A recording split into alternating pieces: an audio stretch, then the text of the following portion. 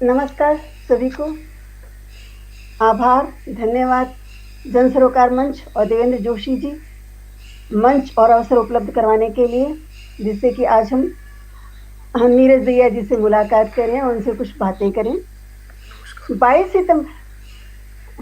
सितंबर 1968 में बीकानेर में श्री सांवर दहिया जी के घर जन्म लेने वाले नीरज दहिया जी यूं तो किसी परिचय के मोहताज नहीं हैं।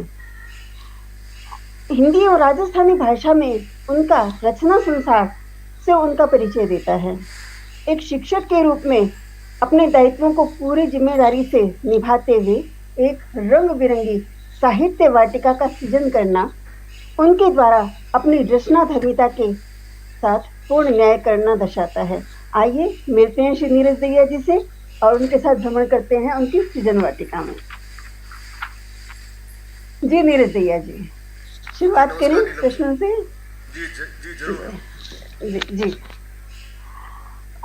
आपने लेखन की शुरुआत कब की? लेखन की शुरुआत ऐसा कह सकते हैं कि मैं जब स्कूली जीवन में था, मेरे पिता नोखा में थे और वो शिक्षक थे। घर में बहुत सारी पुस्तकें थी। मैं कोई एक विशेष दिन या महीना वर्ष याद नहीं कर पाता कि यहाँ इस बिंदु से मेरी लेखन की शुरुआत हुई। हम ये कह सकते हैं कि मुझे पारिवारिक वातावरण आरंभ में बाल्यकाल में ऐसा मिला कि मैं लेखन की तरफ रुझान होता गया। अगर मैं अपनी विद्यालय जीवन की कुछ स्मृतियों को याद करता हूँ तो मुझे याद आता है कि हमारे खेल शिक्षक थे नोखा में, डेलू जी। वो हमें खेल कालांश में कुछ रचनाओं का पाठ सुनाते थे हिंदी और राजस्थानी में। अनाराम सुदामा की रचनाओं का प्रभाव पढ़ने से राजस्थानी की तरफ मैं आकर्षित हुआ। साथ ही साथ उन्हीं दिनों मेरे पिता श्री सांवर दहिया जी को धरती कतई घुमेली पर राजस्थानी भाषा साहित्य संस्कृति अकादमी का पुरस्कार घोषित हुआ था। ये पुरस्कार घोषित होने की सूचना मुझे अपने प्रार्थना सभा में मिली और मेरे साथियों के साथ मिली। तो मैं कह सकता हूँ कि ऐसा कुछ साहित्य की तरफ मैं आकर्षित हुआ और फिर घर में इस प्रकार का पुस्तकों का आना जाना, लेखकों का आना जाना रहा, तो मैं साहित्य की ओर प्रवृत्त हुआ। साथ ही ये भी कह सकते हैं कि उन्हीं दिनों कन्हैयालाल सेठिया जी राजस्थानी मान्यता के लिए आंदोलन के बारे में नारे स्टिकर बनाकर भेज रहे थे। हमारे घर भी पहुंचे। रावत सारस्वत और श्री लाल नथवल जोशी जी परीक्षाएं करवाते थे राजस्थानी की। मैं राजस्थानी परीक्षाओं से जुड़ा और अखबारों के माध्यम से निश्चित रूप से कविता से मेरी यात्रा आरंभ हुई।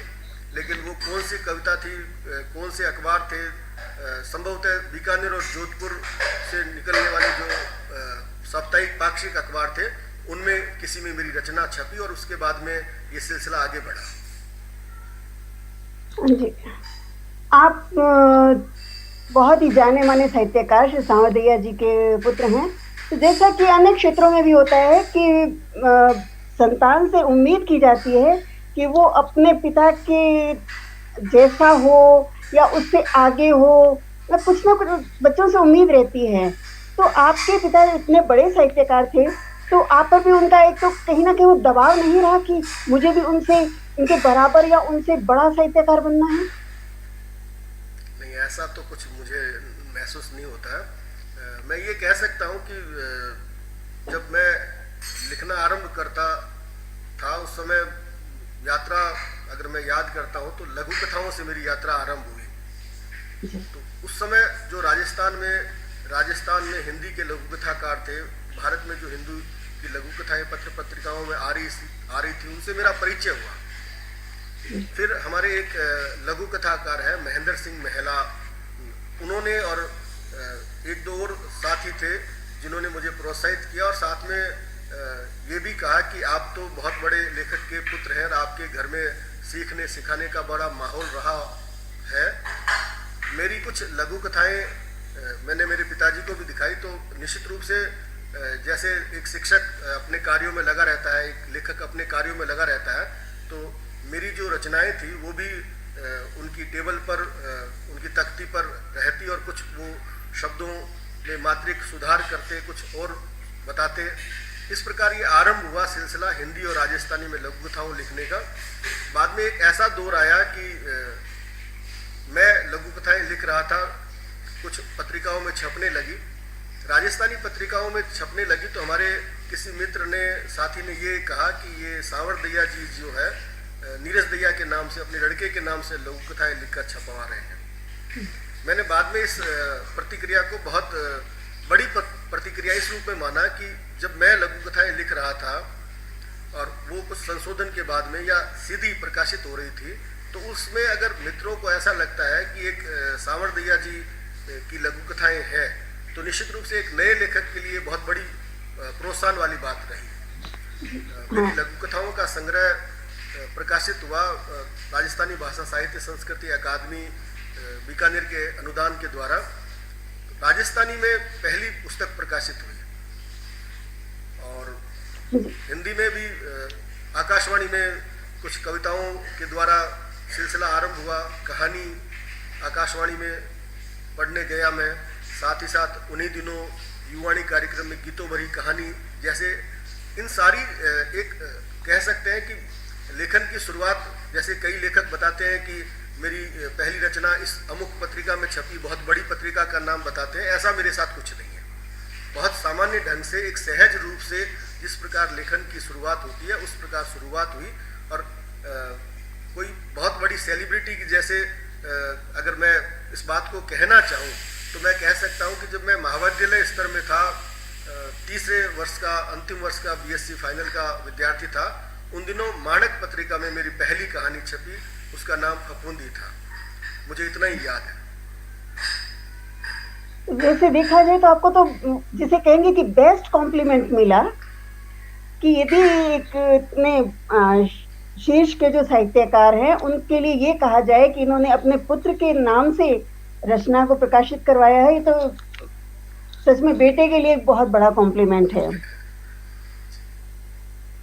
अच्छा, आप लेखन के मामले में जैसे डॉन ब्रैडमैन की तरह आपको ऑलराउंडर कहा जा सकता है, आपने हर विधा में लिखा है। तो मैं ये जानना चाहूंगी कि भाई आपने कौन सी विधा जो थी जो आपके एक दिल के ज्यादा नजदीक रही? देखिए, आपके इस सवाल तक आने से पहले मैं स्पष्ट करना चाहता हूँ कि मेरे साथ में ये बड़ा दुर्भाग्य रहा कि मेरे पिता बहुत कम उम्र में इस संसार से चले गए। वो जब गए उनकी आयु 44 वर्ष की थी और मैं बहुत युवा था। उस समय मेरी एक किताब भोरसु आथण तई लघु कथा संग्रह प्रकाशित हुई थी और जब उनकी इस दुनिया से असमय रवानगी हो गई तो मेरे पर बहुत जिम्मेदारियां पारिवारिक की आई, साथ ही साथ में मुझे उनके सृजन संसार को देखना था। उस समय मैं ऐसी स्थिति में था कि अपने पिता के साथ रहते हुए बहुत बार उनके साहित्य पर चर्चा रहती थी, उनके अनुवाद को कहाँ भेजा जाना है, किस पत्रिका में छपा है, इस प्रकार के कुछ ये कह सकते हैं कि सहयोग के रूप में मैं कार्य करता था। और उन्हीं दिनों जब वो इस संसार से चले गए, उससे पहले के कामों को अगर आप उल्लेखनीय कार्यों को रेखांकित करते हैं, एक उकरास नाम से उन्होंने कहानी संग्रह का संपादन किया जो राजस्थानी भाषा साहित्य संस्कृति अकादमी बीकानेर से छपा और हमारे महाविद्यालय स्तर के पाठ्यक्रम में चलता है। राजस्थानी कहानी संग्रह, उसकी कहानियां चलती हैं। वो कहानी संग्रह संपादन कर रहे थे। उस समय मैं उन पूरी संपादन यात्रा को देख रहा था कि किस प्रकार वो एक संपादन के लिए, एक लेखक की कहानी के चयन के लिए किस दृष्टि से, किस ढंग से काम कर रहे थे। ये सब कुछ मुझे उनसे सीखने को मिला। साथ ही साथ उनका एक संग्रह था, कविता संग्रह, जो प्रकाशन की प्रक्रिया में था और वो नहीं रहे। तो उनके बाद में सबसे पहले उनका जो संग्रह था, जो प्रकाशनाधीन था, राजस्थानी भाषा साहित्य संस्कृति अकादमी से अनुदान प्राप्त हुआ था, जिसे हुए रंग हजार को प्रकाशित करना मेरी पहली जिम्मेदारी थी। उस समय मेरी कुछ कविताएं थी, कविता संग्रह प्रकाशित करना था, लेकिन लगभग आप कह सकते हैं 5, 7, 8 साल तक मैंने अपनी साहित्य यात्रा को स्थगित कर दिया। मैंने कुछ भी नहीं प्रकाशित किया। मैं अपने पिता के साहित्य में डूब गया, उसको पूरे को संग्रहित किया और उनकी 7-8 अप्रकाशित जो कृतियां थी उनको प्रकाश में लाने के लिए प्रयास किए और निश्चित रूप से संवाद कहानियों का संग्रह पोथी जिसी पोथी नाम से राजस्थानी कहानी संग्रह आया, गजलों का संग्रह उनकी पंचलड़ी जिसको कहा करते थे वो आ सदी मिजड़ी मरे नाम से आया, उनकी व्यंग की पुस्तक आनी थी, वो व्यंग की पुस्तक 51 व्यंग नाम से 2 संग्रह जितने व्यंग थे एक संग्रह करके प्रकाशित किया। हिंदी कविता संग्रह उनका उस दुनिया की सैर के बाद प्रकाशित हुआ।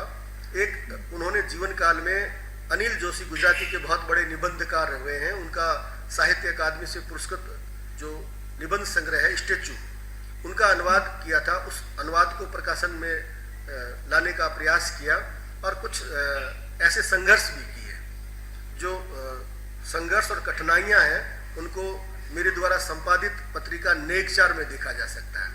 हमारे साहित्य में मुझे कुछ अच्छे अनुभव हुए तो कुछ कटु अनुभव भी हुए, तो निश्चित रूप से आप अगर आगे बढ़ना चाहते हैं तो अपने अच्छे अनुभवों के साथ में आगे बढ़ते हैं तो आगे बढ़ सकते हैं। अगर आप उन बातों को पकड़े रहते हैं, आप उन बाधाओं को पार नहीं करते तो पार नहीं कर सकते हैं। तो मैंने उन सब को पार करके एक ऐसी स्थिति में खुद को पाया कि मैंने बहुत कुछ अपने पिता के अप्रकाशित साहित्य को प्रकाशित कर दिया है। अब मुझे मेरी सृजन यात्रा पर ध्यान देना चाहिए। तो 1997 में मेरा पहला राजस्थानी कविता संग्रह साख प्रकाशित हुआ।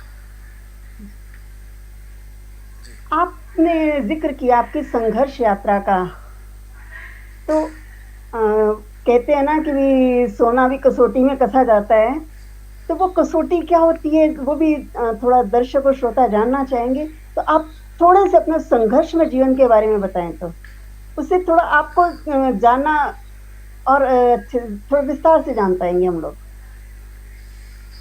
मैंने इस संघर्ष यात्रा में सबसे बड़ी बात ये समझ में ग्रहण की कि अगर कोई सत्य है तो उसे प्रकाश में लाना चाहिए। मैं इस स्तर पर उस समय था कि मैं कोई लेखक नहीं हूँ, मैं साहित्य में कुछ भी नहीं करूँ, लेकिन एक मेरे पिता ने जो कार्य किया है उसको प्रकाश में आना चाहिए। उनका समग्र मूल्यांकन तभी होगा जब उनके अप्रकाशित साहित्य को मैं प्रकाश में ला सकूं। तो निश्चित रूप से जो नेकचार पत्रिका है, जो हमारे दर्शक हैं उसमें से कुछ दर्शक जानते हैं कि नेकचार पत्रिका का जो पहला अंक प्रकाशित हुआ था उसमें कुछ पत्र छपे थे, जिसमें एक पत्र सावरदैया जी का साहित्य अकादमी के तत्कालीन संपादक ब्रजेंद्र त्रिपाठी के नाम से छपा था और उसमें विजयदान देथा जी के पत्र सावरदैया के नाम से और कुछ ऐसे पत्र छपे थे। जाहिर है कि उन पत्रों से हमारे जो पाठक है बहुत कुछ जान सकते हैं कि किस प्रकार के द्वंद्व साहित्य में चलते हैं। खैर वो सारी बातें चली गई। उनका एक संग्रह है जिसको 1985 में साहित्य अकादमी पुरस्कार मिला, एक दुनिया महारी। एक दुनिया महारी का हिंदी अनुवाद भी साहित्य अकादमी से प्रकाशित हुआ। ये सारी चीज़ें होने के बाद, होने के साथ मैंने साहित्य के विभिन्न रूपों को देखा और राजस्थानी को अपने बहुत करीब से समझा। और ये कह सकते हैं कि मेरी साहित्यिक यात्रा में जिद और जुनून की हद तक एक लेखन का क्षेत्र राजस्थानी रहा। और मेरा ये मानना है कि कोई भी भाषा हो, चाहे राजस्थानी हो, हिंदी हो या कोई दूसरी प्रांतीय भाषा हो, लेखन और लेखक होता है। लेखन की सार्थकता को सिद्ध करने के लिए राजस्थानी की अनेक रचनाओं को हिंदी में अनुवाद करके आप देखते हैं तो आपको मालूम चलता है कि वो किस स्तर पर भारतीय स्तर के जो साहित्य में वर्तमान में बदलाव आ रहे हैं, उस बदलाव के अंतर्गत, विकास के अंतर्गत राजस्थानी का जो साहित्य वो कहाँ है, कैसा है। इससे पहले जो आपने शब्द काम में लिया ऑलराउंडर जैसी कोई चीज़ नहीं है। मेरे साथ में ये रहा कि निश्चित रूप से ये कह सकते हैं कि ये ईश्वरीय आशीर्वाद होता है एक लेखन के लिए कि वो लेखक लिखता है, लिख पाता है, उसको लिखने की स्थितियाँ प्राप्त होती है। 2000 में एक लंबी कविता देसूटो राजस्थानी में मैंने लिखी। उसमें परमपिता और पिता के बीच श्लेष को साधने की कोशिश की थी। और उन्हीं दिनों मैं पंजाबी की बहुत विख्यात देश विदेशों में जिनका नाम है अमृता प्रीतम जी से मिला, और उनका जो ज्ञानपीठ पुरस्कार से विजेता का जो संग्रह है कागज ते कैनवास, उसका राजस्थानी में अनुवाद किया, वो भी 2000 में छपा।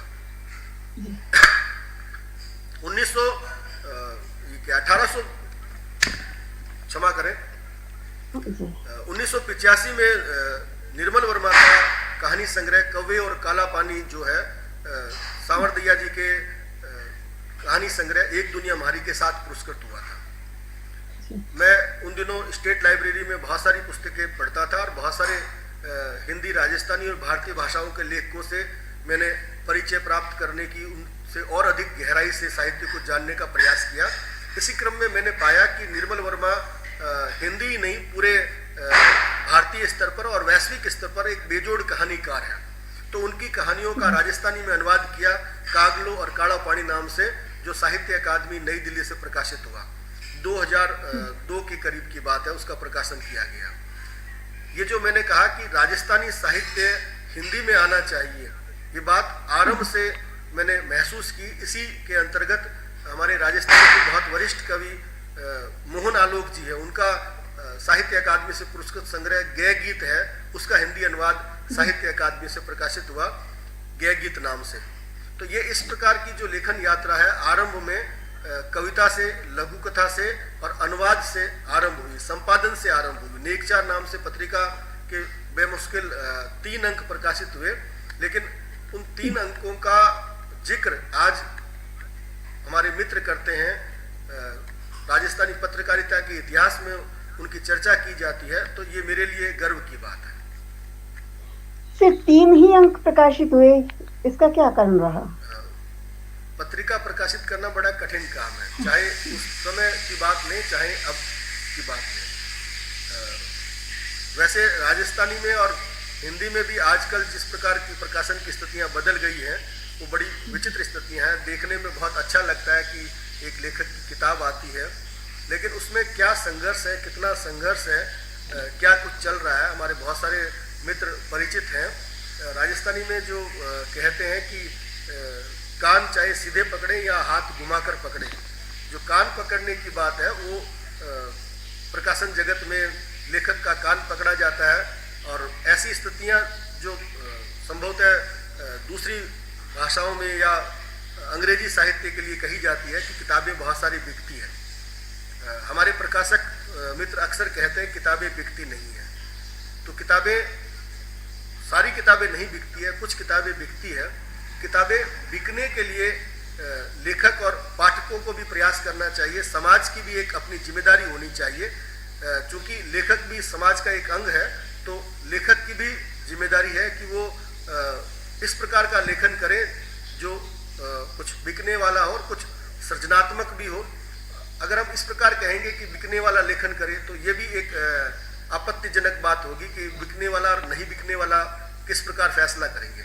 लेखक या कोई भी रचनाकार इस प्रकार का फैसला नहीं कर सकता है। तो निश्चित रूप से हमें ये माहौल बनाना चाहिए कि जो विद्यालयों में है और महाविद्यालयों में है, जो भाषा से जुड़े हुए लोग हैं, वो साहित्य के प्रति अधिक रुझान रखें, पुस्तकों को खरीदें, ताकि ये पुस्तक जो व्यवसाय है, हम ये कह सकते हैं जिस वर्तमान दौर में कोरोना काल के बाद तो बड़ा संकट आया है और कुछ संकट से उबरने की प्रयास हो रहे हैं। ऐसी स्थितियां हैं कि जब पत्रिकाओं के बहुत बड़े बड़े अंक छपते थे और बहुत बड़ी संख्या में छपती थी पत्रिकाएं, आज उनकी सीमित संख्याएं हो गई है। साथ ही साथ में इलेक्ट्रॉनिक मीडिया की भी चुनौती है। ई पत्रिकाएं आ गई है, किताबों के सामने ई मैगजीन, ई बुक्स आ गई हैं, ऑडियो बुक आ गई हैं। बहुत सारे नई जो आधुनिक क्रांति है मीडिया की, उसमें चैलेंजिंग रूप में एक लेखक को नए ढंग से अपने को तैयार करना होता है। तो इन सब बातों को समझते हुए, देखते हुए, तकनीकी रूप से आप देख रहे हैं कि एक ऐसा दौर था जब साक्षात्कार लेने के लिए जो आते थे हमारे कोई रचनाकार किसी रचनाकार का ले रहा था तो पेन और रजिस्टर कॉपी वगैरह लेके उसमें लिखते हुए के फोटो खिंचाते थे, फोटोग्राफर को लेके आते थे, और उसके बाद धीरे धीरे टेप रिकॉर्डर आया, कुछ और तकनीक आई। आज इतनी बढ़िया तकनीक हो रही है कि हम लाइव इंटरव्यू कर रहे हैं। तो ये सारे और वो भी तकनीकी विकास अलग अलग स्थानों पर जी, रहकर।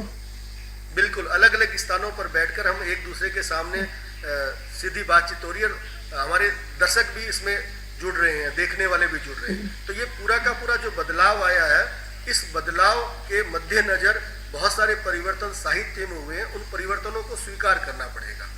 अगर हम उन परिवर्तनों को स्वीकार करते हैं तभी आगे बढ़ सकते हैं। हमारे साहित्य में बहुत सारे ऐसे रचनाकार हैं जिनका किसी विधा विशेष में कार्य का और कह सकते हैं कि उनकी रचनात्मकता का मूल्यांकन नहीं किया गया। मैं जब केंद्रीय विद्यालय सूरतगढ़ में राजकोट से स्थानांतरण होके आया तो मैंने बहुत लंबे समय से जिस बात को महसूस कर रहा था कि हमारे आदरणीय कवि मोहन आलोक कवि के रूप में जाने जाते हैं, वो कहानीकार के रूप में नहीं जाने जाते हैं, लेकिन उन्होंने कहानियां खूब लिखी हैं। तो इसी सिलसिले को ध्यान में रखते हुए मैंने 2010 में मोहन आलोक जी की कहानियों को संकलित करके एक संग्रह मोहन आलोक री कहानियां नाम से प्रकाशित करवाया। और मुझे प्रसन्नता है कि उस कहानी संग्रह के बाद में कवि मोहन आलोक को कहानीकार के रूप में भी राजस्थानी के जो कहानी आलोचक हैं, पत्र पत्रिकाएं हैं, कहानी पर बात करने वाले विद्वान हैं, उन्होंने उस पर ध्यान दिया और कहानीकार के रूप में वो गिनाए जाने लगे। इसी प्रकार हमारे एक बहुत बड़े अनुवादक के रूप में जाने जाने वाले लेखक जिन्होंने गुजराती की अनेक रचनाओं का हिंदी में अनुवाद किया, राजस्थानी में काम किया, कन्हैयालाल भाटी। कन्हैयालाल भाटी ने भी बहुत सारी कहानियां लिखी, लेकिन एक अनुवादक के रूप में वो विख्यात रहे। मैंने उनके जीवन से पहले वो भी ऐसे में चले गए। 2011 में कन्हैयालाल भाटी की कहानियां नाम से एक संग्रह संकलित किया, संपादित किया। और इन्हीं दिनों बोधि प्रकाशन जयपुर से मेरी पुस्तक आलोचना की पहली पुस्तक आई, आलोचना रे आंगणे। उसमें विविध पत्रिकाओं में अलग अलग समय में जिस प्रकार के लेख मैंने लिखे थे उनको संकलित करके एक आलोचना को, अलग अलग विधाओं को, परंपरा को, विकास को देखने का प्रयास किया गया आलोचना रे आंगणे में। तो ये कह सकते हैं कि कविता, अनुवाद, संपादन और आलोचना, इस प्रकार के जो कार्य हैं वो अलग अलग समय में मुझसे होते रहे, या कोई ऐसी अदृश्य शक्ति थी जो मुझसे ऐसे कार्य करवाती रही। तो आपके इन्हीं सभी स्टेप बाय स्टेप हम लोग चलते हैं, आपके अलग अलग रूपों के बारे में जानने। तो सबसे पहले बात करते हैं अनुवाद की। तो आपने अनुवाद के क्षेत्र में बहुत काम किया, जैसे भी आपने बताया। भी आपकी अपनी पुस्तकों का भी और भाषाओं में अनुवाद हुआ, इंग्लिश में भी हुआ है, और मैं अभी इतना नहीं जानती, वो आपसे ही जानना चाहेंगे हम कि आपसे पहले तो ये जानना चाहेंगे कि आपने किन किन पुस्तकों का, जिनका बता दिया, उनके अलावा किन किन बुक्स का अनुवाद किया राजस्थानी में और हिंदी में, और उसके अलावा आपकी कौन कौन सी बुक्स का अलग अलग भाषाओं में अनुवाद हुआ। मेरी कविताओं का कई भाषाओं में अनुवाद हुआ, लेकिन किताब के रूप में आदरणीय कवित्री हिंदी में और अंग्रेजी में समान रूप से लिखने वाली रजनी छाबड़ा जी ने मेरी कविताओं का अनुवाद अंग्रेजी में किया। हाँ, वो शायद उपस्थित भी हैं यहाँ भी। बिल्कुल बिल्कुल। राजस्थानी कविताओं को अंग्रेजी में लेके जाना बहुत बड़ी उपलब्धि है। हमारे राजस्थानी साहित्य को जब हिंदी और अंग्रेजी में हम लेकर जाएंगे तभी उस साहित्य का मूल्यांकन भारतीय स्तर पर हो पाएगा। इसी प्रकार मेरी कविताओं के हिंदी अनुवाद में डॉक्टर मदन गोपाल लड्ढा ने रुचि ली और रक्त में घुली हुई भाषा नाम से एक हिंदी में मेरी कविताओं का संग्रह आया। मेरी कविताओं के संग्रहों की बात करें तो साख एक पहला संग्रह था, उसके बाद लंबी कविताओं का एक संग्रह आया देसुंटो, और पाछो कुणासी नाम से एक और संग्रह आया। हिंदी में एक कविता संग्रह उचटी हुई नींद से प्रकाशित हुआ। कविता या किसी भी विधा के लेखन में मैं किसी एक विधा पर कह सकते स्थायी नहीं रह पाया, क्योंकि मुझे लगा कि बहुत सारे काम हैं जो मुझे करने चाहिए और मैं अलग अलग समय में अलग अलग काम करता रहा। अगर अनुवाद की आप बात करेंगे तो हमारे एक बहुत वरिष्ठ कवि है, उन्होंने नई कविता पर कुछ आपत्तिजनक टिप्पणी की जो मुझे ठीक नहीं लगी। उन्होंने राजस्थानी कविता में जो परंपरागत छंद और अलंकार, वैण, सगाई वगैरह रहे हैं, उसी ढंग से कविता लिखे जाने की पैरवी करते हुए कहा कि ये नई कविता कोई कविता नहीं है, ऐसी कोई कविता होती है क्या। मैंने इस बात को सकारात्मक प्रेरणा के रूप में ग्रहण किया और एक शब्दनाद नाम से एक पुस्तक तैयार की, जिसमें भारत की साहित्य अकादमी द्वारा जो मान्यता प्राप्त भाषाएं हैं, उन सभी भाषाओं के प्रतिनिधि कवियों को लेकर उनकी कविताओं का राजस्थानी में अनुवाद किया। शब्दनाद एक ऐसा प्रमाण है जिसके द्वारा आप आकलन कर सकते हैं कि समकालीन राजस्थानी कविता जिस ढंग से हमारे कवि लिख रहे हैं, उसी प्रकार की कविता, उसी प्रकार की रचनात्मकता, उसी प्रकार का कविता का शैल्पिक आधार, वस्तु, अनेक स्थितियों को आप एक ग्रंथ के द्वारा, एक पुस्तक के द्वारा आकलन कर सकते हैं। तो आपको लगेगा कि भारतीय भाषाओं में भी हमारे तरह की कविताएं लिखी जा रही है। तो आपको आपकी यात्रा, आपकी रचनात्मकता ठीक लगती है और आप इस बात से मुक्त हो जाते हैं कि ये जो कविता में छंद होना ही चाहिए, जरूरी नहीं है। छंद नहीं हो, छंद हो अच्छी बात है, लेकिन छंद और सारी स्थितियों को, परंपराओं को हम नए दौर में नए ढंग से, नए विषयों को लेकर, नए शिल्प को लेकर, और जिस प्रकार कविता बदल रही है, वैश्विक कविता, भारतीय कविता बदल रही है, उस प्रकार अगर हमारी सभी भाषाओं की कविता में परिवर्तन नहीं आएगा, वर्तमान उसमें दिखाई नहीं देगा, तो मैं समझता हूँ कि इस कविता की सार्थकता नहीं है। इसी प्रकार एक गुजराती के बहुत बड़े लेखक हुए हैं भोला भाई पटेल, उनका यात्रा वृत्तांत है देवानी घाटी नाम से, उसका राजस्थानी में अनुवाद देवानी घाटी नाम से साहित्य अकादमी द्वारा प्रकाशित किया गया। डॉक्टर नंदकिशोर आचार्य की कविताओं, चयनित कविताओं का अनुवाद करने की मेरी इच्छा बहुत पहले से थी। ये मैं कह सकता हूँ कि उस समय का दौर था जब ब्लैक एंड वाइट टीवी का जमाना था और बीकानेर के जो बहुत बड़े कवियों में आते थे, नंदकिशोर आचार्य, हरीश बाजाणी जी का बहुत बड़ा नाम था। मैंने ब्लैक एंड वाइट दौर में नंदकिशोर आचार्य जी की कविता टेलीविजन पे सुनी, देखी। उस समय से मैं उनका पाठक रहा और लगातार उनकी कविता में जो राजस्थानीपन है, जो राजस्थान है, वो मुझे आकर्षित करता रहा। मुझे लगा कि इन कविताओं को राजस्थानी में होना चाहिए, तो मुझे सौभाग्य से डॉक्टर कवि नंदकिशोर आचार्य जी का आशीर्वाद प्राप्त हुआ, उनका सानिध्य प्राप्त हुआ और एक संकलन ऊंडे अंधारे कठे प्रकाशित हुआ। इसी प्रकार हमारे हिंदी के बहुत बड़े और दुनिया इन दिनों के संपादक आदरणीय सुधीर सक्सेना जी के सभी कविता संग्रहों से चयनित कविताओं का एक अनुवाद संकलन प्रकाशित हुआ, अजय सी रातों है अगुण नाम से। और उनका एक अलग से संग्रह ईश्वर के बारे में जिनकी कविताएं थी, उन कविताओं को भी राजस्थानी में आना चाहिए था, इसलिए मैंने उनको अनुवाद किया। हिंदी साहित्य में एक संपादक के रूप में, लेखक के रूप में जाने जाने वाले कवि के रूप में आदरणीय जयप्रकाश मानस जी का बहुत बड़ा नाम है। तो उनकी जो कविताएं हैं विभिन्न संग्रहों से संकलित करके एक संकलन वो आया। मुझे लगा कि राजस्थानी कविताओं का एक समग्र संचयन हिंदी में आना चाहिए। तो ऐसा विचारते हुए रेत में नहाया मन नाम से एक अनुवाद संग्रह आया, जिसमें राजस्थानी के बहुत सारे कवियों को हिंदी में प्रकाशित किया गया है। इसी क्रम में अभी पिछले दिनों आपने देखा कि राजस्थानी प्रेम कविताओं का एक संकलन प्रकाशित किया गया, संपादित किया गया, और राजस्थानी कहानी यात्रा को हिंदी परिदृश्य पे प्रस्तुत करने के लिए 101 राजस्थानी कहानियों का अनुवाद हिंदी में उपलब्ध हुआ। ये ऐसी बात है कि राजस्थानी में विषयगत कार्य नहीं हुए तो प्रेम कहानियों का और प्रेम कविताओं का संचयन हिंदी में प्रकाशित हुआ।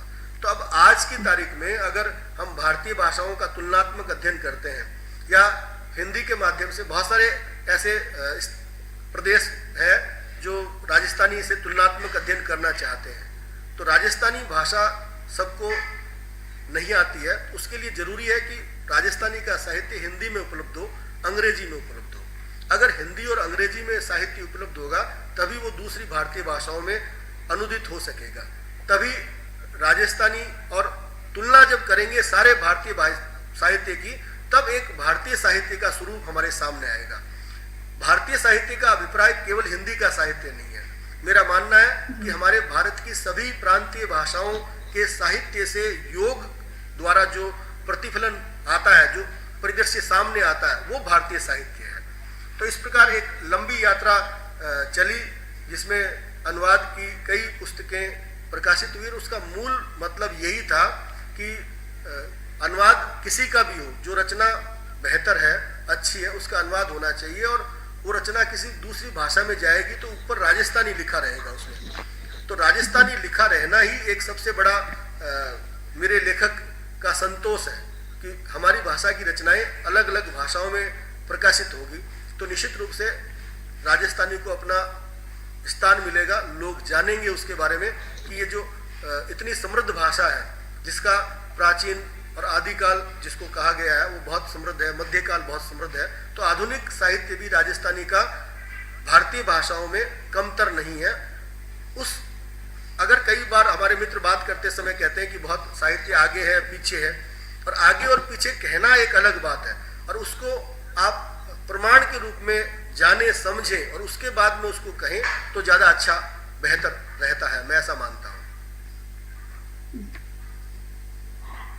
आपका एक रूप जो थोड़ा सा कम नजर आता है, लेकिन आपको तो उसमें साहित्य अकादमी पुरस्कार भी मिला था, वो आपकी बाल साहित्य है। आपने जादूरो पेन, आपकी कोई पुस्तक प्रकाशित हुई, आपने लिखी थी, उस पर आपको साहित्य अकादमी पुरस्कार मिला, लेकिन आप उसके बाद में बाल साहित्य में कुछ भी नहीं लिखा, ऐसा क्यों? देखिए, ये बहुत जादूरो पेन के बारे में और बाल साहित्य वो मंजिल तक पहुंचने के नहीं, ऐसा कुछ नहीं था। जब वो किताब लिखी गई थी, जब साहित्य अकादमी का बाल साहित्य पुरस्कार आरंभ भी नहीं हुआ था, अगर वो समय रहते छप जाती तो ऐसी स्थितियां भी नहीं बनती। जैसा कि मैंने बताया कि मैंने आरंभ में लघु कथाएं लिखी और लघु कथाओं के दौर में ही मैंने बाल कहानियां लिखी। ये जो बाल कहानियां जादूरो पेन में प्रकाशित हुई वो अधिकांश माणक में प्रकाशित हुई है। एक ऐसा अवसर भी आया जब मैंने माणक के संपादक आदरणीय पदम मेहता जी से अनुमति ली कि माणक में प्रकाशित चित्रों को प्रकाशित करके मैं संग्रह छपाना चाहता हूँ। जादूरो पेन संग्रह छपने से पहले हमारे एक प्रकाशक मित्र को दी गई थी, उन्होंने कहा कि ये तो एक नहीं 2 संग्रह छापेंगे। संयोग से वो 2 संग्रह नहीं छपे, वो दूसरे प्रकाशक को बात की गई और उन्होंने कहा कि इसमें तो एक कहानी कम पड़ रही है, एक और कहानी इसमें आनी चाहिए। उन दिनों मैं केंद्रीय विद्यालय राजकोट में था और जादूरो पेन जो प्रकाशित हुई उसमें वो सारी कहानियां थी जो मैंने बहुत पहले लिखी थी। और चूंकि जादूरो पेन जो संग्रह है वो आप मान लीजिए 10-12 साल विलंब से प्रकाशित हुआ और ये जो प्रकाशन में विलंब हुआ किसी कारण से, कई स्थितियां अच्छी भी होती हैं, तो ये जो 10-12 साल का विलंब हुआ और उसके बाद में किताब छपी, बहुत अच्छी किताब छपी, हमारे पाठकों ने पसंद की और सबसे बड़ी बात है साहित्य अकादमी ने पसंद की और अब तो इतनी पसंद की है कि जादूरो पेन जो संग्रह है उसका भारत की तमाम भाषाओं में अनुवाद होने की एक योजना है कि बाल साहित्य की पुस्तकें भारत की सभी भाषाओं में अनुवाद होगी। तो जादूरो पेन जो कृति है उसमें चयनित हुई और इसका भारत की जो साहित्य अकादमी पुरस्कार देती है, जो 22-24 भाषाएं हैं, सभी भाषाओं में 23 भाषाओं में अनुवाद होगा इसका। तो निश्चित रूप से ये किताब का एक संयोग है कि उसको पुरस्कार भी मिला, वो अनुवाद भी हो रही है। उसके बाद में मेरा ये मानना है कि बाल साहित्य लिखना बड़ा कठिन काम है, उसके लिए बचपन जैसा बनना पड़ता है। जैसे आपने सवाल किया कि ये क्या इसकी मंजिल थी, पुरस्कार था या क्या था, ये तो बड़ा जीवन का एक घटनाक्रम है। इसके बाद में ये भी चैलेंज रहा कि आपने बाल साहित्य राजस्थानी में लिखा, राजस्थानी में क्या है, राजस्थानी में लिख देते हैं, कोई भी कुछ भी लिख देते हैं। तो फिर उस चैलेंज को लेते हुए मेरे दिमाग में भी रही, बहुत सारे मित्रों ने भी कही, 2-4 कहानियां और लिखी मैंने हिंदी में, जो हिंदी की जो प्रतिष्ठित बाल पत्रिकाएं हैं, जिनको अपन कह सकते हैं कि वो मानक है, जैसे नंदन पत्रिका है या बाल भारती है या हमारे डॉक्टर भैरूलाल गर्ग जो भीलवाड़ा से निकालते हैं बाल वाटिका है। इन पत्रिकाओं में मेरी हिंदी में बाल कहानियां प्रकाशित हुई और अगर ईश्वर ने साथ दिया, आशीर्वाद दिया समय ने, तो निश्चित रूप से हिंदी बाल कहानियों का संग्रह भी आएगा, राजस्थानी का भी आएगा संग्रह। ये कहा नहीं जा सकता कि लेखक किस प्रकार, अब शायद ये कह सकता हूँ मेरे साथ ये है कि मैं प्लान तो बहुत सारे करता हूँ। मैं चाहता हूँ कि मेरा एक संग्रह राजस्थानी लघु कथाओं का आए, बहुत पहले लघु कथाएं लिखी उसके बाद में आना चाहिए। हिंदी का लघु कथा संग्रह आना चाहिए। राजस्थानी की बाल कहानियों की एक पुस्तक आनी चाहिए। हिंदी की पुस्तक आनी चाहिए। केवल चाहने मात्र से नहीं होता, एक स्थितियां बनती है, संयोग बनते हैं। तो निश्चित रूप से अगर स्थितियां और संयोग बने तो आप देखेंगे कि निश्चित रूप से बहुत जल्दी एक लघु कथा की पुस्तक प्रकाशित करने की मेरी मन में है। राजस्थानी में बाल कहानियों की पुस्तक प्रकाशित हो, ऐसा मैं चाहता हूँ। हिंदी में बाल कहानियों की पुस्तक को, ऐसा मैं चाहता हूँ। और ये मेरी चाहत जो है कब पूरी होती है, वो निश्चित रूप से 2022 में या 23 में ऐसा कुछ हो जाए तो निश्चित रूप से मेरे लिए, मुझे खुशी होगी, मेरे लिए अच्छा रहेगा। बिल्कुल इंतजार रहेगा हमें भी इस चीज का। और आप इतना सब लिखते हैं इतनी विधाओं में, लेकिन आपकी ज्यादा जो पहचान बनी है वो आलोचना से। आपने आलोचना की पुस्तकें आपकी आई हैं, और आपकी एक पुस्तक, उसे भी साहित्य अकादमी पुरस्कार मिला है। तो आप जरा उसके बारे में बताइए। देखिए, अभी आलोचना के बारे में तो बहुत कुछ विस्तार से सुनेंगे। बिल्कुल बिल्कुल। आलोचना एक खतरनाक काम इसलिए है कि बहुत सारे मित्र मानते हैं कि जिससे लिखा नहीं जाता वो आलोचना करने लग जाता है। असल में आलोचना का मतलब कोई किसी की कटवी करना नहीं है, निंदा करना नहीं है। हमारे राजस्थान में और खासकर राजस्थानी में और बहुत सारे लोक में, जो राजस्थानी का लोक है उसमें आलोचना का मतलब निंदा से, कटवी करने से, किसी की कमियां निकालने से ज़्यादा रहता है। इसलिए हमारे जो आलोचक है उस आलोचना की जगह समालोचना शब्द काम में लेते हैं। जी जी, मैं यही जानना चाह रही थी जी कि समीक्षा, आलोचना और समालोचना, ये तीन शब्दों का प्रयोग होता है। लेकिन आज के समय में ज्यादातर या तो समीक्षा होती है या आलोचना होती है। समालोचना शब्द तो जैसे पटल से ही गायब हो गया है, ऐसा क्यों? देखिए, हमारे यहाँ लेखन परिवार में, लेखक परिवारों में, लेखकों की दुनिया में ऐसा है कि आप कुछ भी लिखने को कहें किसी को, वो कहेंगे यहाँ लिख देंगे। लेकिन मेरे साथ ऐसा नहीं है कि आप कहें कि ये कागज है, ये कलम है और आप कविता लिखें या कहानी लिखें, लघु कथा लिखें, बाल कथा लिखें, आलोचना लिखें। ऐसा फरमाइशी लेखन मैं नहीं कर सकता। और बहुत तनावग्रस्त स्थितियां बन जाती है जब ऐसी कोई बहुत बड़ी क्रिटिकल स्थिति आ जाती है। मित्रों का दबाव भी रहता है, किसी संपादक का दबाव रहता है, तो बहुत मुश्किल रहती है और बहुत परेशानी के बाद में कुछ ऐसा हो पाता है या करने का प्रयास किया जाता है। क्योंकि मित्रों का किसी संपादक का जो आग्रह होता है, उस आग्रह के तहत बहुत कम लिख पाया मैं। समीक्षा का अभिप्राय किसी कृति के बारे में उसका मूल्यांकन करना है। मुझे स्मरण आता है कि हमारे राजस्थानी के बहुत वरिष्ठ कवि संपादक आदरणीय पारस अरोड़ा जी ने मुझे एक फ़ोन किया और मेरी किसी रचना पर उन्होंने कहा कि नीरज, ये तुमको समीक्षा लिखनी नहीं आती है। तो मैंने कहा ऐसा क्या हो गया? कि नहीं, तुम्हारी ये समीक्षा छपी है, तुमको समीक्षा लिखनी नहीं आती। मैंने कहा बताइए आप कैसे लिखते हैं, क्या गलती रहेगी, मैं ठीक करने की कोशिश करूंगा, अगली बार ध्यान रखूंगा। तो उन्होंने कहा कि असल में तुम क्या करते हो, समीक्षा की जगह आलोचना करते हो, और समीक्षा और आलोचना में बड़ा अंतर है। मैं इस बात को यहाँ कहना चाहता हूँ कि समीक्षा एक कृति की वो परख है जिसमें आप कुछ मूल्यों को लेकर उस कृति के गुण दोष का विवेचन करते हैं। हमारे विद्यालय पाठ्यक्रम के बाद जो महाविद्यालय पाठ्यक्रम होता है उसमें आलोचना के जो औजार बताए जाते हैं कि किस प्रकार किसी कहानी की समीक्षा करते हैं, संग्रह की समीक्षा करते हैं। ये जो पुस्तक समीक्षा का जो ढर्रा है, उस ढर्रे से चलने वाली जो समीक्षाएं हैं, कोई कहानी संग्रह की समीक्षा कर रहे हैं तो पहली कहानी में ये, दूसरी कहानी में ये, तीसरी कहानी में ये, किसी कहानी का सार लिख देना, किसी कहानी में लेखक ने, कहानीकार ने क्या कहा है ये बता देना आलोचना नहीं है। बेशक ऐसी कुछ समीक्षाएं आती है हमारे सामने, छपती भी हैं, लेकिन आलोचना मैं सोचता हूँ कि उस साहित्य परंपरा में किस प्रकार किसी कृति को रखा गया है, उसका अवदान क्या है।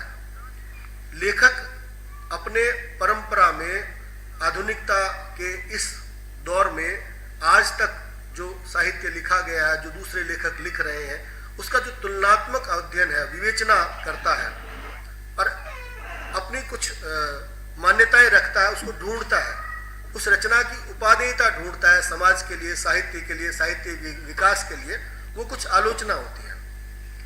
मैं ऐसा भी कह सकता हूँ कि जिस प्रकार सृजन होता है और वो सृजन जो होता है नवीन होता है, नया होता है, इसी प्रकार जो आलोचना होती है वो सृजनात्मकता उसमें ज्यादा होती है समीक्षा की तुलना में।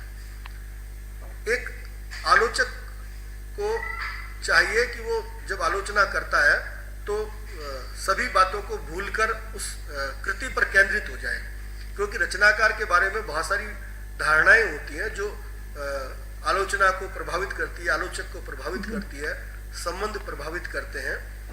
मैं ऐसा नहीं कहता हूं कि आलोचक के काम को करने वाले मैं अथवा अन्य जो दूसरे हमारे मित्र कार्य कर रहे हैं, भले वो राजस्थानी में, हिंदी में या दूसरी भाषाओं में काम कर रहे हैं, वो सभी पूर्णतः खरे हैं, सच्चे हैं, ऐसा नहीं है।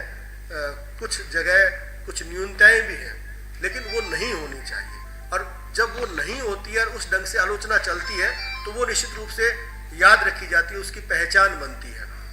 जो मैंने आपको आरंभ में कहा कि आलोचना रे आंगणे नाम से जो पुस्तक आई थी, उसमें मेरे समग्र अलग अलग विधाओं में जो आकलन लिखे थे वो छपे थे। उसके बाद की जो किताब है जिस पर साहित्य अकादमी पुरस्कार मिला, उसमें राजस्थानी की आधुनिक कहानी के 25 कहानीकारों को मैंने एक साथ परखने का प्रयास किया। उससे पहले कहानी आलोचना के कुछ मूल्य स्थापित करने की कोशिश की है। मेरा मानना है कि राजस्थानी आलोचना में डॉक्टर अर्जुन देव चारण ने जो राजस्थानी कहानी परंपरा विकास नाम से काम किया, उसमें राजस्थानी कहानी को विधिवत रूप से परखने की, जांचने की, आलोचनात्मक अध्ययन करने का प्रयास किया। उसमें 5 कहानीकारों पर वो केंद्रित थे।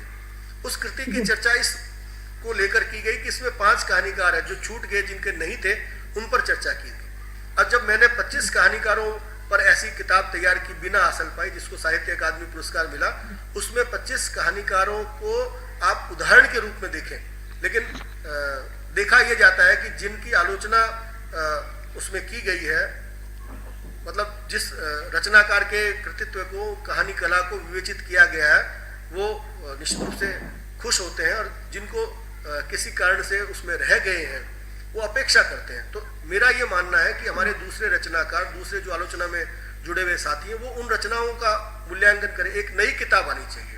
किसी भी विधा में, किसी भी आकलन में कोई एक किताब परिपूर्ण नहीं होती है और अंतिम नहीं होती है।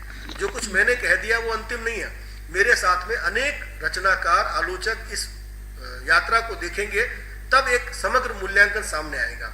इसी प्रकार जो अभी पिछले वर्ष आलोचना के अंतर्गत राजस्थानी के आधुनिक उपन्यास यात्रा पर केंद्रित एक पुस्तक आई थी, आंगली सीध नाम से।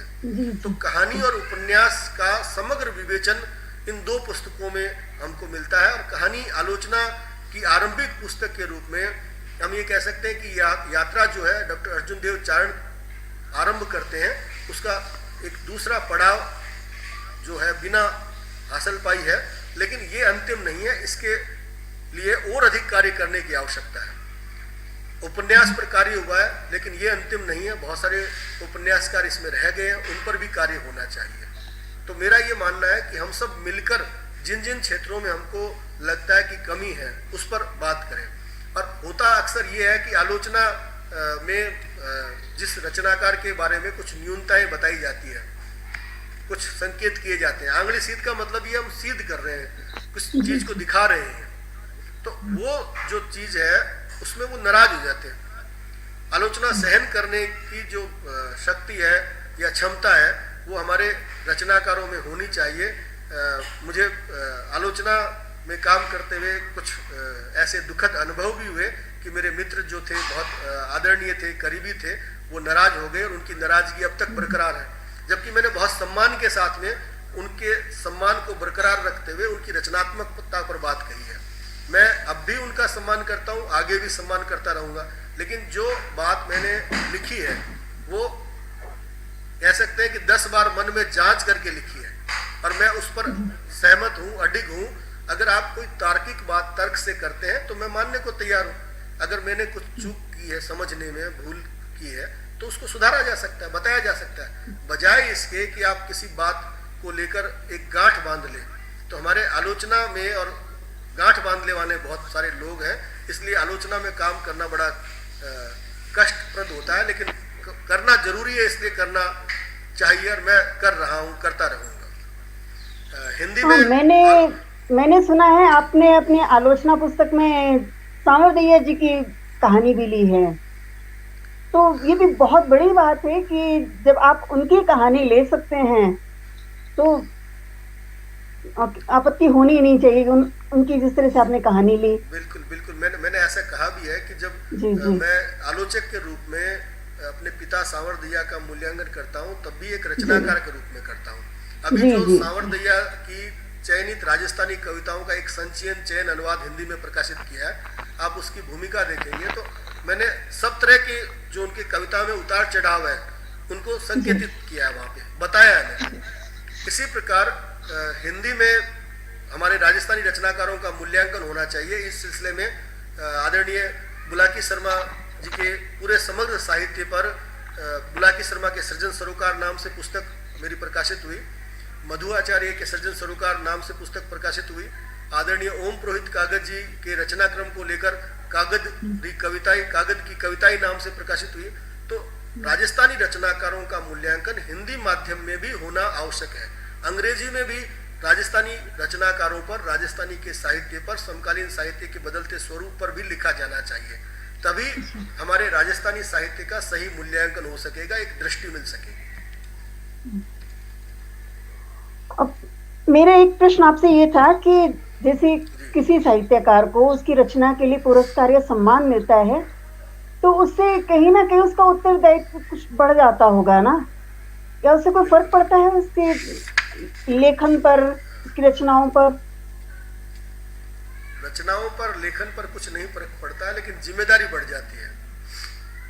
हमारे राजस्थानी के एक लेखक के रूप में बेशक मेरा जो काम है वो जैसा मैं कर पाया मैंने किया। साहित्य अकादमी से पुरस्कृत 10 अन्य रचनाकारों के साक्षात्कार को लेकर मैंने अपने साक्षात्कारों को साथ में रखते हुए सृजन संवाद नाम से एक पुस्तक तैयार की, और इसी सिलसिले में आदरणीय नंद भारद्वाज जी हमारे हिंदी और राजस्थानी के बहुत बड़े लेखक के रूप में जाने जाते हैं, उनके साक्षात्कारों का एक संपादन किया जिसको नंद जी से हथाई नाम से हिंदी में प्रकाशित किया गया। तो ऐसी जो पुस्तकें हैं उनसे समग्र रूप से अलग अलग लेखक क्या कह रहे हैं, किस मुद्दे पर क्या बात कर रहे हैं, वो सामने आता है। ये सारे पुरस्कृत लेखक हैं और बहुत सारे सवाल किए गए हैं, बहुत सारे सवाल आगे किए जाएंगे। तो ये जो सवाल से जो जवाब आते हैं, जो संवाद का सिलसिला आरंभ होता है, उसमें कुछ यस और नो की जो बातें होती है, कुछ रचनाओं के बारे में उनके विचार होते हैं, उनकी व्याख्या होती है, उनकी अंतर्दृष्टि समझ को हम पाते हैं, उनकी विचारधारा को समझ सकते हैं। साथ ही साथ में उनके किसी विचार को आगे आप जब तुलनात्मक अध्ययन करते हैं, शोध के जो विद्यार्थी होते हैं वो उन चीज़ों से बहुत कुछ प्राप्त कर सकते हैं। तो निश्चित रूप से लेखन में पुरस्कार तो एक आप कह सकते हैं कि उसकी पहचान है कि आपके लेखन को पहचाना जा रहा है। एक ऐसा समय था जब मेरे खाते कोई पुरस्कार नहीं था, लेकिन एक वर्ष आया 2017 जिसमें अनेक पुरस्कार घोषित हुए, अनेक पुरस्कार मिले, जिसमें सरकारी और गैर सरकारी पुरस्कार थे। तो ये संयोग की बात है कि आपने पुस्तक भेजी। पुरस्कार, साहित्य अकादमी पुरस्कार के बारे में बहुत सारे हमारे मित्र अलग अलग प्रकार की बातें करते हैं। मेरा मानना है कि साहित्य अकादमी या कोई भी पुरस्कार जो है, आप उस पुरस्कार में उस वर्ष कितनी पुस्तकें आई हैं, उन पुस्तकों में से आपकी पुस्तक को आपके रचनाकारों ने, जो आपके ही साथी रचनाकार चयन करते हैं, उन्होंने चयन किया है। इस पर आपत्ति नहीं होनी चाहिए। अगर अंतिम चयन में हमारे लेखक किसी किताब को चुन रहे हैं तो एक उनका नजरिया है। उनके सामने जो किताबें आई उनमें उनको जो श्रेष्ठ लगी उसको चयन किया। अगली बार फिर इस प्रकार की प्रक्रिया दोहराई जाएगी। पुरस्कार किसी भी रचनाकार का ध्येय नहीं होता है, साध्य नहीं होता है कि पुरस्कार प्राप्त करना ही है, ये संयोग होता है, ऐसी स्थितियां बनती है। आपने मेरे प्रश्न का उत्तर दे दिया। मैं पूछने वाली थी कि पुरस्कार साधन है या साध्य है। बिल्कुल बिल्कुल, मैं आपको यही बता रहा हूँ कि कम से कम मैं और जो संजीदा लेखक हैं वो पुरस्कार के लिए नहीं लिखते हैं। पुरस्कार जीवन में मिलेंगे सभी लेखकों। राजस्थानी में और हिंदी में इतने पुरस्कार हैं कि आप पाएंगे कि किसे पुरस्कार दें, इस प्रकार की समस्याएं पुरस्कार देने वालों के सामने होती है। अगर आप नियमित रूप से काम करते जाएंगे, लेखन करते जाएंगे, तो निश्चित रूप से ये एक साहित्य के मार्ग की कुछ छोटी मोटी मंजिलें हैं जहाँ छोटा ठहराव आता है। तो इतने सारे पुरस्कारों में आप जाहिर है कि थोड़ा इंतजार करें, आप लिखते चले जाएं और वो जो पुरस्कार देने वाले हैं वो ढूंढ रहे हैं कि किसको पुरस्कार दिया जाए। इनको पुरस्कार दे दिया, इनको दे दिया, अब इनकी बारी होगी। राजस्थानी में तो बहुत सारे पुरस्कार हैं, लिखने वालों की कमी है।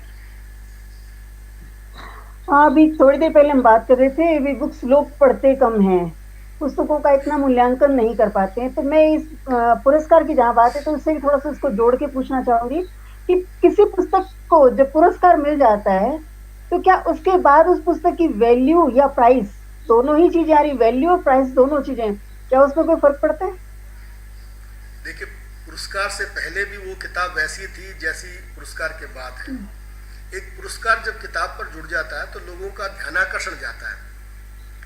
आप किसी पुस्तक को अपने मित्र को भेंट करते हैं, मित्र बड़े सम्मान से लेते हैं। आजकल हमारे फोटो खिंचाने का और फेसबुक पर लगाने का दौर है, तो फेसबुक पे लगाते भी हैं, 2-4 लाइनें लिख भी देते हैं और वो पुस्तक आपकी अलमारी में चली जाती है। मुझे कहते हुए बड़ा संकोच है कि बहुत सारे मित्र किताब पढ़ते नहीं हैं, उस पर बात नहीं करते हैं। उसकी अच्छाइयों पर, उसकी कमियों पर बात होनी चाहिए। और मित्र अगर बात नहीं करेंगे तो कौन करेंगे? पाठक उस ढंग से जो पहले पढ़ते थे, पत्र लिखते थे, संपादक छापते थे, वैसा दौर नहीं है। लेकिन फिर भी कुछ ऐसे पाठक हैं जो फोन करते हैं, आपको ईमेल भी करते हैं, पत्र भी लिखते हैं, बहुत संख्या कम हो गई है। तो ऐसे में कम से कम जो साथी लेखक हैं, मित्र लेखक हैं, उनको चाहिए कि वो रचनाकारों से संवाद रखें और रचनात्मकता पे, रचनाशीलता पे बात करें। जब पुरस्कार मिल जाता है तो वापस उस किताब को निकाला जाता है और उस किताब की समीक्षा आरंभ से पहले पन्ने से की जाती है और साथ में आपकी जो पुरानी पुस्तकें हैं उन पर भी बात की जाती है। हमारे एक मित्र हैं जिन्होंने मुझे पुरस्कार मिलने के बाद में मेरी आलोचना की पहली पुस्तक को निकाला। दूसरी पुस्तक जो पुरस्कार मिला उसमें तो जाहिर है कमियां निकाली ही निकाली, लेकिन जो पहली पुस्तक थी आलोचना रे आंगणे, उसको निकाला और फेसबुक पे लगा के कहा कि ये आलोचना रे आंगणे किताब है। इसके कवर पेज पे जो बनाया गया है उसमें एक लैंप पोस्ट था और उसमें लाइट नहीं जल रही है कि इसका बल्ब भी बंद है, तो ये क्या पुस्तक है? तो मैंने उस मित्र को विनोद में कहा कि इसका नया संस्करण जब प्रकाशित करेंगे तो इसमें जलता हुआ लट्टू लगाएंगे इसमें। तो अब इस प्रकार की बात आप अगर आलोचक होकर करते हैं, समीक्षक होकर करते हैं, मित्र होकर करते हैं या साहित्य के सुधी पाठक होकर करते हैं तो अच्छा नहीं लगता है। कि आपको चाहिए कि आप उस रचना पर बात करें और फिर रचना पर बात करते ही आप आरंभ कर देते। आपके पास पहले किताब थी, आपके मित्र थे, आप बोलते। कमियां सब जगह होती है। किसी किताब को पुरस्कार मिल जाने से वो 100% सही, शुद्ध, प्रमाणित नहीं हो जाती है। उसकी जो कमियां हैं, उसकी जो न्यूनताएं हैं वो भी है उसमें, लेकिन उसमें कुछ अच्छी बातें पाई गई है मित्रों के द्वारा, आलोचकों के द्वारा, निर्णायकों के द्वारा, तब उसे पुरस्कार मिला है। पुरस्कार मिलना किसी किताब को आप कह दें कि 100% ये जैसे सोने में होता है ना कि ये 100 टन खरा सोना है, तो खरी पुस्तक नहीं है, उसमें कुछ कमियां भी है, जाहिर है। और वो कमियां अगर आप बताते हैं और वो सकारात्मक ढंग से बताते हैं तो जाहिर है उस लेखक का ध्यान जाएगा और अगली बार वो वैसी कमियां नहीं होगी। ये अच्छी बात होती है। अब हम आते हैं आपके संपादन वाली पुस्तकों पर। जी आपकी काफी पुस्तकें आई हैं आज जिनका आपने संपादन किया है, और अभी इसी सिलसिले में हम बात करेंगे आपकी अभी जो नवीनतम जो पुस्तकें आई हैं उनके बारे में। हाँ जी जी। जी। तो अभी जो पुस्तकें आई हैं उसमें आप भी जी रचनाकार के रूप में संकलित हैं। मैंने ये पाया कि जी राजस्थानी भाषा साहित्य संस्कृति अकादमी ने युवा रचनाकारों की रचनात्मकता कविताओं को एक संपादन करवाया था, जिसको मंडाण नाम से प्रकाशित किया गया था। तो युवा रचनात्मकता को सामने लाने का जो प्रयास था मंडाण, जिसको राजस्थानी भाषा साहित्य संस्कृति अकादमी बीकानेर ने प्रकाशित किया, वो बहुत सराहा गया। मेरी इच्छा थी कि राजस्थानी में जो महिलाओं की रचनाएं हैं और खासकर नई कविता, उसको हमारे अनेक संग्रह प्रकाशित हुए लेकिन उनका प्रतिनिधित्व कम है। जब हम बात करते हैं बराबरी की, आधी आधी होने की बात करते हैं और नारी शक्ति की महानता की बात करते हैं, तो निश्चित रूप से उसका मूल्यांकन होना चाहिए। ऐसा विचार रखते हुए मैंने लुगाई ने कुण गाई नाम से एक संग्रह संपादित किया, जिसमें राजस्थानी की 41 कवित्रियों की रचनात्मकता को देखा जा सकता है। उसकी भूमिका में मैंने इस कविता यात्रा को रेखांकित करते हुए ये सिद्ध करने का प्रयास किया है, अपनी विचारधारा को प्रस्तुत किया है कि निश्चित रूप से ये जो 21वीं सदी है उसमें राजस्थानी की जो महिला कविता है वो बहुत अधिक विकसित हुई है, उस पर ध्यान दिया जाना चाहिए।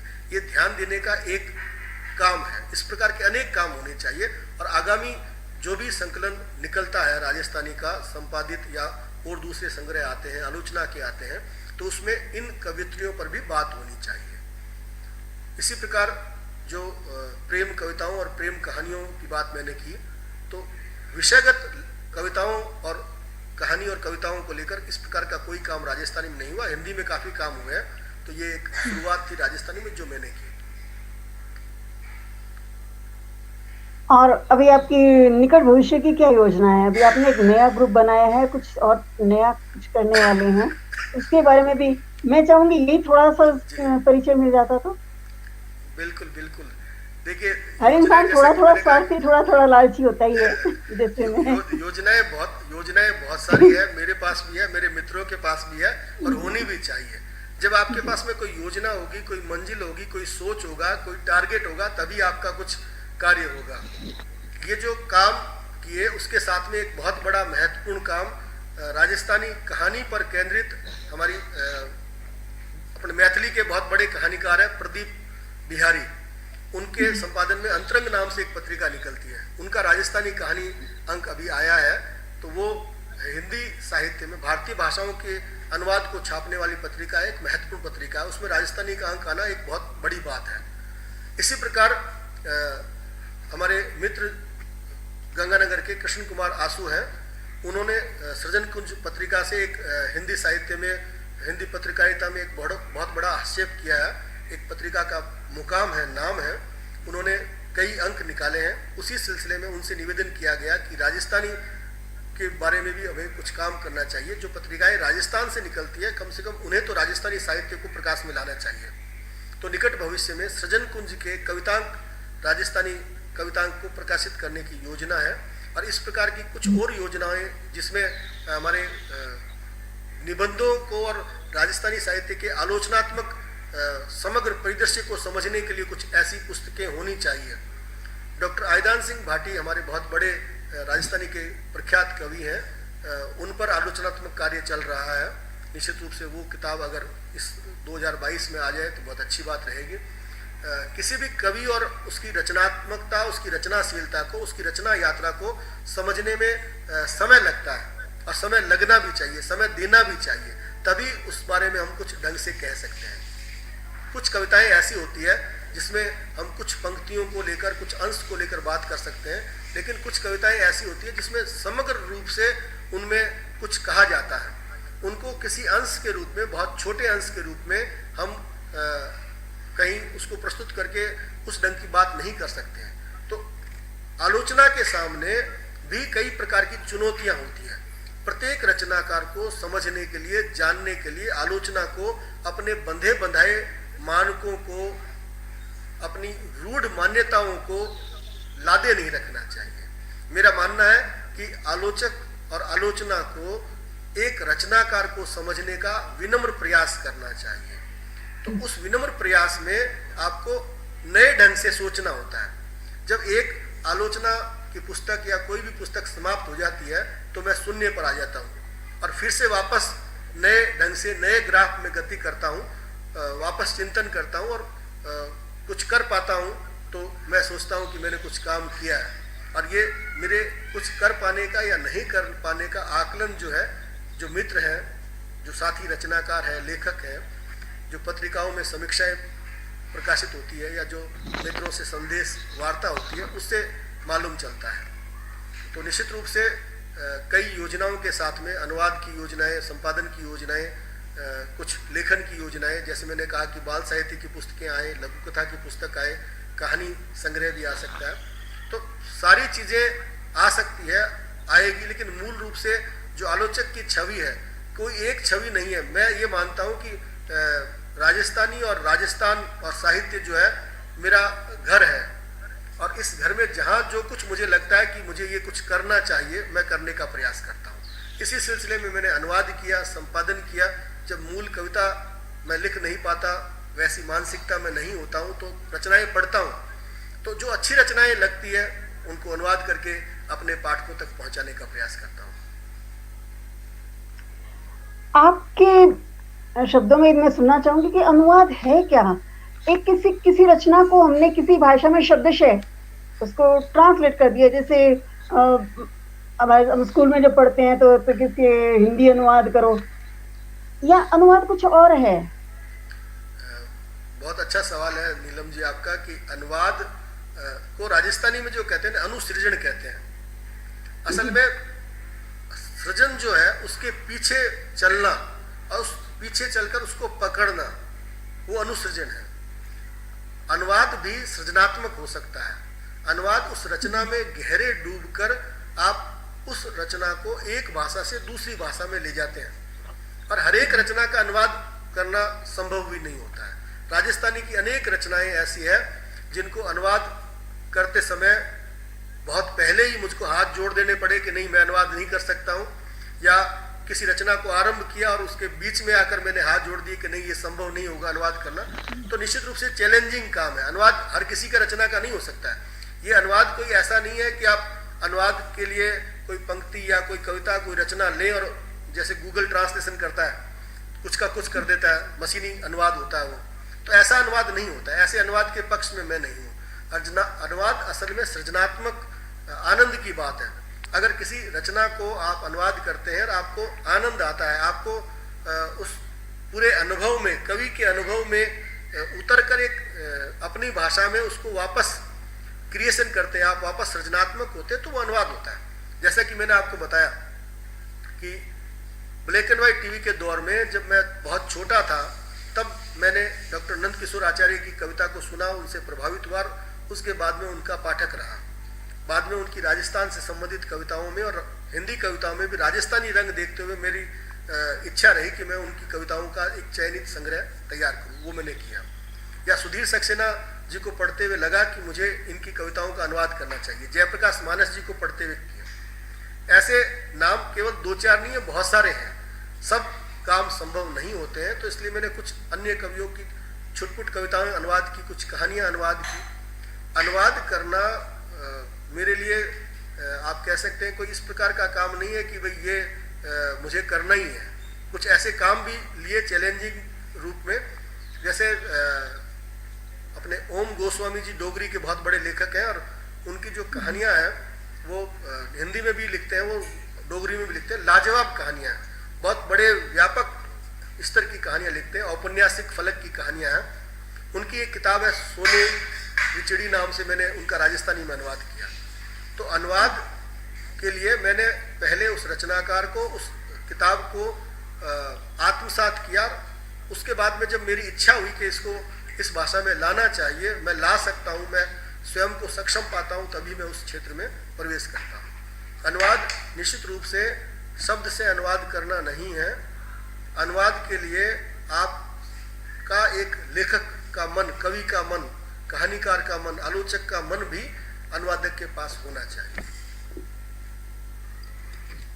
किसी भाषा की रचना का दूसरी भाषा में अनुवाद करने के लिए जिसमें वो ओरिजिनल है यानी मौलिक रचना है, उसका ज्ञान होना जरूरी है, या हमने किसी भी भाषा में अनुवाद पढ़ा और हमने उसका अनुवाद कर दिया? क्या आप किसे सही मानते हैं? ये बड़ा दुष्कर और कठिन काम है। हमारे कुछ मित्रों ने कहा कि राजस्थानी को तो बहुत सारे लोग जानते हैं हिंदी में, तो फिर उसका हिंदी अनुवाद क्यों हो? या हिंदी की बहुत सारे ऐसे राजस्थानी के लेखक पाठक हैं जो हिंदी भी पढ़ सकते हैं, क्योंकि वर्तमान में शिक्षा का माध्यम राजस्थानी के स्थान पर आज़ादी के बाद राजस्थानी नहीं रहा, हिंदी रहा। तो हर एक भाषा की अपनी एक तासीर होती है, उसको आप समझे बिना इस प्रकार का बयान जारी कर देते हैं जो उचित नहीं है। राजस्थानी का अपना अलग रंग है, अलग मुकाम है, अलग ढंग है, उसकी एक अलग टोन है, अलग खुशबू है, महक है। हिंदी की अलग है। जब हिंदी की रचनाएं राजस्थानी में आई है या राजस्थानी की रचनाएं हिंदी में गई है, तो आप देखेंगे कि बहुत सारे अंतर हैं। जो हिंदी का सामान्य पाठक है वो राजस्थानी की रचना का पाठ नहीं कर सकता है। और बहुत सारे हमारे ग्रामीण ऐसे हैं जो लोक में अगर आप हिंदी बोलते हैं तो आप हिंदी बोल रहे हैं और आपको कहेंगे अंग्रेजी मत छाट। बहुत सारे लोगों को राजस्थान के हिंदी नहीं आती है, वो इस प्रकार की भाषा मिश्रित बोलने का प्रयास करते हैं। एक बच्चे की विकास यात्रा में भाषा का एक बहुत बड़ा अवरोध है। महात्मा गांधी कहते थे कि मातृभाषा में शिक्षा होनी चाहिए, लेकिन जैसा कि मैंने आपको बताया कि शब्दनाद नाम से जो मैंने अनुवाद किया, उसमें समग्र भारतीय भाषाओं को राजस्थानी में लाकर राजस्थानी कविता की एक तुलना करने की बात मेरे मन में रही। तो जाहिर है मैं भारत की सभी भाषाओं को नहीं जानता, मैंने अधिकतर अनुवाद हिंदी से किए या अंग्रेजी में मिली तो मित्रों के सहयोग से और जो जानकार थे उनके सहयोग से उनको समझने का प्रयास करते हुए मैंने उनको राजस्थानी में लाने का प्रयास किया। अगर भाषा में जो कविता है आप लेके आए हैं तो निश्चित रूप से उसमें कई अंतर रहते हैं। उसके शिल्प में अंतर रहेगा, उसकी शैली में भी कुछ अंतर हो सकते हैं, शब्दों को समझने में अंतर हो सकता है, लेकिन उसके उपरांत आपके पास में कोई रास्ता नहीं है कि आप सब भाषाएं जाने, ऐसा संभव नहीं है।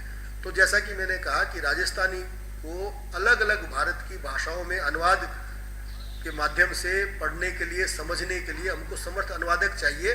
और वो अगर राजस्थानी की रचनाएं हिंदी और राजस्थानी से हिंदी में होगी, अंग्रेजी में होगी, तो आगे जाएगी रचनाएं।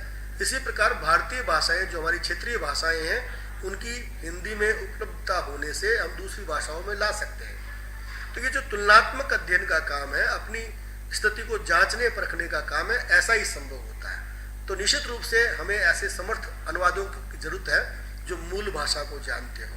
लेकिन मूल भाषा को नहीं जानते तो माध्यम भाषा के द्वारा भी जो अनुवाद किया गया है वो अनुवाद भी एक पहले स्तर पर हम कह सकते हैं कि कुछ हद तक ठीक होता है। जानने के लिए, जांचने के लिए हमारी समझ को विकसित करता है। अगर वो साहित्य के मानकों पर हमारे पाठकों के लिए उचित लगता है, उनको हमारे जो निर्णायक है, आलोचक है, वो उसको पसंद करते हैं, तो निश्चित रूप से अच्छी बात है, होना चाहिए ऐसा। क्या किसी लेखन से हम लेखक के बारे में कुछ जान सकते हैं? लेखन से, लेखक के जैसे जैसे कथनी वैसी करनी, हम आमतौर पर जब इसकी बात करते हैं तो जैसी लेखनी वैसा लेखक, कुछ ऐसा भी होता है क्या? बिल्कुल। एक लेखक का सामाजिक दायित्व होता है, उसका स्वरूप भी होता है, उसको ध्यान रखना पड़ता है। जैसे उदाहरण के लिए आप भी शिक्षण से जुड़ी हुई है, मैं भी शिक्षक रहूं, तो एक शिक्षक के रूप में जुड़े होने का अपना एक दायित्व है। हम समाज के सामने एक आदर्श के रूप में प्रस्तुत किए जाते हैं। तो बहुत सारे ऐसे कार्य, बहुत सारे ऐसे बयान हम सार्वजनिक रूप से नहीं दे सकते। हमारा जीवन जो है संतुलित होना चाहिए। इसी प्रकार लेखक से अपेक्षा की जाती है कि जो लेखक है वो बहुत अच्छे ढंग से समाज को कुछ शिक्षा देने वाला जिन बातों को, जिन आदर्शों को वो अपने लेखन में प्रस्तुत करता है उस पर चलने वाला भी हो, यानी कि कथनी और करनी का भेद ना हो। लेकिन संयोग से हमारे कुछ लेखक ऐसा मानते हैं कि मेरा लेखन अलग है, मेरा व्यक्तित्व अलग है। बहुत बार ये होता है कि कुछ महिला रचनाकार लिखते हैं, कुछ रचनाओं में जो कुछ लिखते हैं तो हमारे जो पाठक है, दूसरे साथी लेखक है, वो सोचते हैं वो अपनी घटनाएं लिख रहे हैं, अपने जीवन को लिख रहे हैं। लेकिन लेखन एक अलग है, वो यथार्थ भी होता है, उसमें कल्पना भी होता है, यथार्थ और कल्पना का मिश्रण भी होता है। इसको मिलाया नहीं जा सकता, एक नहीं किया जा सकता। लेकिन ये अपेक्षा गलत नहीं है समाज की और पाठक की कि एक लेखक का जो जीवन है, जो चरित्र है, वो आदर्श हो, वो अच्छा हो, वो प्रेरणादायक हो, कुछ गुणवत्ता युक्त हो, जो कहे वो करे। जी। और प्रश्न क्या है कि क्योंकि अब समय थोड़ा सा और है हमारे पास, तो मैं तो बिल्कुल उल्टा हिसाब से प्रश्न पूछ रही हूँ, सीक्वेंस को पलट रही हूँ कि कोई ये रचना करता क्यों है? लेखक लिखता ही क्यों है? शिक्षक है तो ठीक है, अपने स्कूल में बच्चों को पढ़ाते हैं। कोई टीचर, कोई मान लो बैंकर है, कोई डॉक्टर है, वो अपने इतने काम कर रहा है, उसके बाद भी उसके ऐसा क्या है, क्या ऐसी चीज होती है जो उसको विवश करती है कि लिख, जाग चाहे रात को 3 घंटे एक्स्ट्रा जाग, चाहे 1 बजे तक जाग, चाहे पूरी रात जाग, लेकिन लिख। ऐसा क्यों होता है? लेखन के क्या तो आपको चीज? एक तो संस्कार मिलते हैं, ठीक है। जैसे कि आप मेरे मामले में कह सकती हैं कि पारिवारिक रूप से एक संस्कार मिले लेखन के। एक अभ्यास के माध्यम से अभ्यास करता है एक लेखक तो लेखक बनता है, लेखक लिखता है। असल में लेखक होना या लेखक बन जाना एक तरह की बीमारी है। जैसे शरीर में कुछ बीमारी आ जाती है और उसके बाद में उसका इलाज हो जाता है, तो लेखन एक ऐसा रोग है जिसका इलाज नहीं होता है। अगर आप लेखक बन गए हैं तो आप लेखक रहेंगे। अब आप लिखते हैं या नहीं लिखते हैं, क्या लिखते हैं, कैसे लिखते हैं, उसको विकसित करते हैं, नहीं करते हैं, वो समय, देश काल, परिस्थितियों पर निर्भर करता है, परिवार है, बहुत सारे घटक हैं। लेकिन जो लेखक हैं, जो लिखते हैं, आप भी जानते हैं इस प्रकार की कोई इस प्रकार का प्रेरक घटक हमारे अंदर होता है कि हम लिखने बैठ जाते हैं। जब आप कोई रचना लिख रहे हैं तो आपके आसपास वातावरण में क्या हो रहा है आप उसको भूल जाते हैं, उसमें खो जाते हैं, उसमें डूब जाते हैं। तो ये जो डूब कर लिखना है, उसमें लेखन में खो जाना है, निश्चित रूप से एक सार्थक लेखन की दिशा में आप बढ़ रहे हैं, काम कर रहे हैं। और जो नित्य प्रति लेखन करते हैं और लेखन को मशीन के जैसे लेखक को बना लेते हैं, बन जाते हैं, उनका लेखन बहुत अधिक होता है।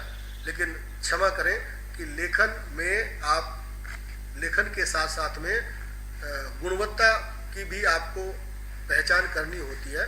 और प्रत्येक लेखक अपना खुद का स्वयं आलोचक होता है, एक अपना पाठक होता है, उसका खुद का मूल्यांकन ही सबसे बेहतर और पहला मूल्यांकन होता है। तो अगर आप अपने समय की रचनाओं के साथ, अपने समय के रचनाकारों के साथ, अपने समय के विकास के साथ, इतिहास के साथ स्वयं को आकलन करते हुए आगे बढ़ते हैं तो एक मुकाम पर पहुंचते हैं।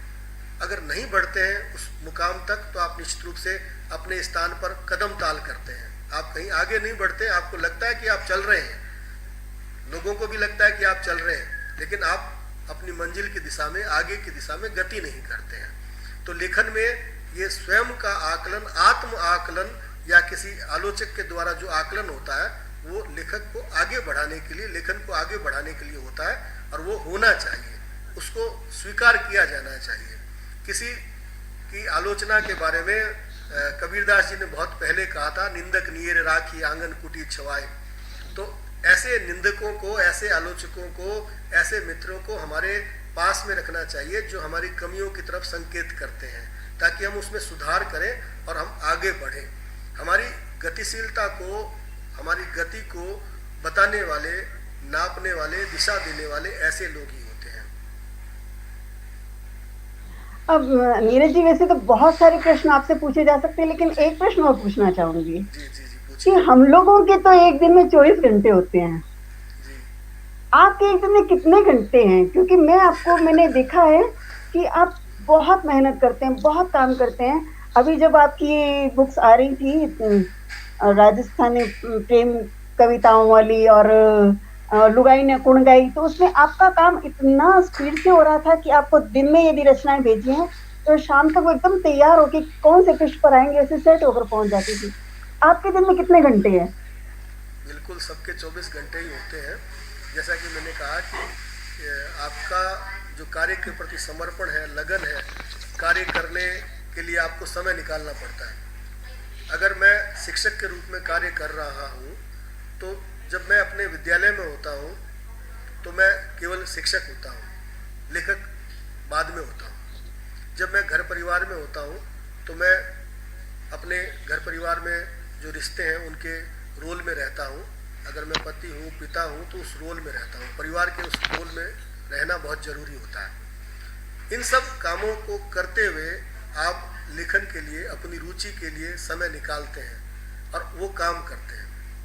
ये जो समय निकालना आप खुद चुनते हैं उसको, तो इसीलिए कुछ लेखक ऐसे होते हैं जो देर रात तक काम करते हैं, कुछ लेखक ऐसे होते हैं जो सुबह बहुत जल्दी उठकर काम करते हैं। जो काम करना है और आपने ठान लिया है तो आप अगर कर देते हैं, कर लेते हैं, ठान लेते हैं, करते हैं, तभी आप मंजिल तक पहुंच सकते हैं। तो निश्चित रूप से आप ये कह सकती हैं कि मैं जिस काम को करने की ठान लेता हूँ, लक्ष्य निर्धारित कर लेता हूँ, उस तक पहुँचने के भरसक प्रयास करता हूँ। उसके लिए मैं अपने 24 घंटों में से ही कुछ ऐसा समय निकालता हूँ कि मेरे काम भी हो जाए और मेरे जो दैनिक कार्यक्रम के काम है, जो भी सरकारी काम है, पारिवारिक काम है, वो भी बाधित ना हो। अगर आप इन सब में संतुलन बनाकर लिखते हैं और आगे बढ़ते हैं तो निश्चित रूप से एक अच्छा काम आप कर पाते हैं।